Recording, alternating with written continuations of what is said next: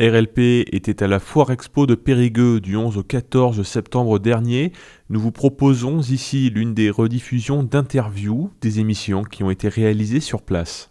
Toujours à la Foire Expo, nous sommes dimanche et je suis avec Marion de collection Verre après Verre. Ah, ça sent le vin encore. Il y a du vin. Bonjour Marion. Bonjour Stéphane. Oui, Merci. Verre après Verre, dites-nous. Oui, Collection Verre après Verre, c'est une marque, une entreprise familiale qui a été créée il y a 25 ans par mes parents. Voilà, on est une entreprise basée sur Artigues près Bordeaux. Et le concept, c'est d'être partenaire d'une vingtaine de vignerons. Et on a créé toute une gamme, donc d'où la collection Verre après Verre. Blanc, rouge, rosé, avec plusieurs appellations. Des côtes de Gascogne, du Pessac-Léognan, du Médoc, côte de Bourg, de belles appellations. Il y a un nom très dangereux là, Verre après Verre, ça donne... Ça donne envie. Oui, tout à fait. Là, il y a des histoires. Et dites donc, quand on parle Pessac-Léognan, on n'est plus en train de parler vin bon marché. Ça veut dire que quand même, vous tapez dans la qualité. Alors, quelle est la signature, quel est l'intérêt de collection Verre après Verre ? L'intérêt, en fait, c'est de mettre des belles appellations dans un contenant plutôt innovant et moderne, qui est le bag-in-box, ou vulgairement appelé cubitaire. D'accord. Mais innovant parce que mon père a eu l'idée, et avec ma mère, de mettre donc des grands châteaux en bag-in-box. Et l'idée, c'est de pouvoir prendre son verre de Pessac-Léognan un peu tous les jours, par exemple, ou un blanc moelleux pour madame, peu importe. En tout cas, de pouvoir prendre un verre de vin sans avoir besoin d'ouvrir une bouteille et de se dire je vais être obligé de la terminer pour pas qu'elle s'oxyde. Donc en fait, vous êtes allé voir des producteurs, des châteaux. Vous avez fait votre sélection. Vous les avez mis dans votre emballage et votre circuit de distribution parce que vous savez amener le produit au consommateur. C'est bien ça. Exactement. Et voilà, grâce, et puis on a Stéphane aussi. Ce que je tiens à dire, c'est qu'on a un outil de production qui nous permet aussi d'avoir la qualité que l'on a aujourd'hui. Qui sert.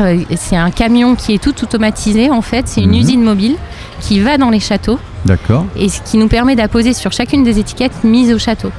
D'accord. Voilà. Donc on met les vins sous vide en fait et on pousse tous nos vins à l'azote. Donc il y a 0 entrée d'oxygène et aucun problème de conservation. Donc il est dans le bag-in-box. Identique à ce que vous avez récupéré au château. Exactement. Et une fois, vous le gardez entre 12 et 18 mois fermé. En tout cas de la collection Verre après Verre.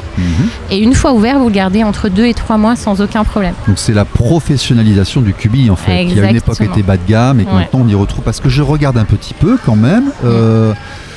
Chantegrive, Grave, j'ai vu Canteloup, Bordeaux supérieur, ce sont des noms qui... Château Montplaisir, Côte de Castillon, il y a du Blaye, il y a quand même, il y a l'appellation, il y a des bonnes appellations, il y a des beaux châteaux. C'est du Coteau d'Aix-en-Provence, j'ai un 100% Syrah aussi en IGP Méditerranée, j'ai un Montaigne Saint-Émilion bio aussi de la famille Guimberteau. Oui, je vois aussi, vous avez des bio, et je vois aussi qu'il y a des prix qui sont relativement abordables, parce que par exemple le Montagne Saint-Émilion, qui est un bio, en version bio, il est à 39,90 les 3 litres.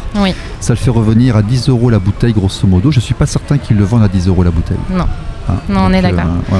C'est écologique et économique aussi. C'est-à-dire que nous, on n'a pas 4 bouteilles, 4 capsules, 4 étiquettes. On a le packaging, effectivement, les matières sèches, le vin, la mise en bag-in-box et ensuite la distribution. Mais ça revient effectivement moins cher pour le consommateur. Ça fait cher à l'achat, mais en fait, au bout, ça revient évidemment moins cher au consommateur. C'est la notion de prix de gros. Quoi. Exactement. Et vous me disiez sur le stand que par contre, ce n'est pas du vin à conserver, c'est du vin à consommer.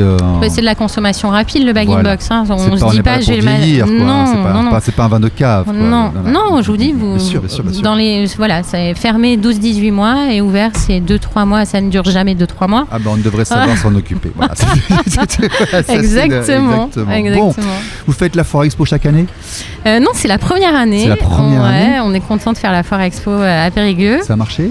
Juste pour savoir, comme ça, entre nous, on le dira à personne. Là. Ça s'est passé ça a comment ? marché, ça va. Après, on se fait connaître aussi. Oui, ça valait le coup de venir en tout cas. Oui, et puis ne serait-ce que pour rencontrer les gens. Voilà. Moi, je m'occupe du site internet. Oui. Je suis ancienne restauratrice. J'ai eu un restaurant pendant 11 ans, avenue Thiers. Voilà. À Bordeaux. À Bordeaux, exactement. Et le monde et les gens me manquent. Donc, d'être au cœur de l'événementiel, je fais de plus en plus d'événementiel. Voilà, donc les salons, vin et gastronomie. On a eu des bons concerts, parce que nous avons rediffusé un grand moment avec Zouk Machine, Abba hier soir, Zouk Machine, c'était bien. Et puis là, il y a Patrick Sébastien cet après-midi. Vous êtes bien placé, vous pourrez le voir. Oui, on est pile en face de la scène et vous pourrez venir déguster un verre de vin avec nous, Stéphane, tout à l'heure, en profitant du spectacle. J'ai fini et dès qu'il pleut plus, j'arrive.